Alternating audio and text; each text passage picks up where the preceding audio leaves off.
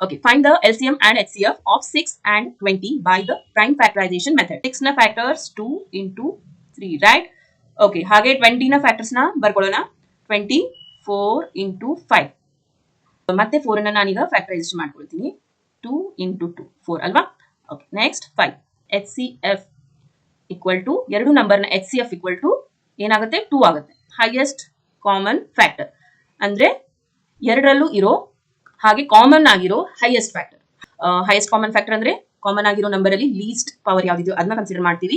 ಹಾಗೆ LCM ಅಲ್ಲಿ common ಆಗಿರೋ ನಂಬರ್ನ ಮಾತ್ರ. ಓಕೆ, ಎಲ್ಲ ನಂಬರ್ನ ಹೈಯೆಸ್ಟ್ ಪವರ್ನ ಕನ್ಸಿಡರ್ ಮಾಡಲ್ಲ. ಯಾವ್ದು ಕಾಮನ್ ಆಗಿರುತ್ತೋ ಅದರ ಪವರ್ನ ಹೈಯೆಸ್ಟ್ ಪವರ್ನ LCM ಅಲ್ಲಿ ಕನ್ಸಿಡರ್ ಮಾಡ್ತೀವಿ. ಬಾಕಿ ನಂಬರ್ಸ್ ಒಂದೊಂದ್ ಸತಿ ಬಂದ್ರು ಕೂಡ ಅದನ್ನು ನಾವು LCM ಅಲ್ಲಿ ಹೀಗೆ ಬರ್ಕೊಳ್ಬೇಕಾಗುತ್ತೆ. So HCF is 2 and LCM is 6. Okay, ಇವುಗಳ LCM ಹಾಗೆ HCF ನ ಫೈಂಡ್ ಔಟ್ ಮಾಡಿ ಕಮೆಂಟ್ ಸೆಕ್ಷನ್ ನಲ್ಲಿ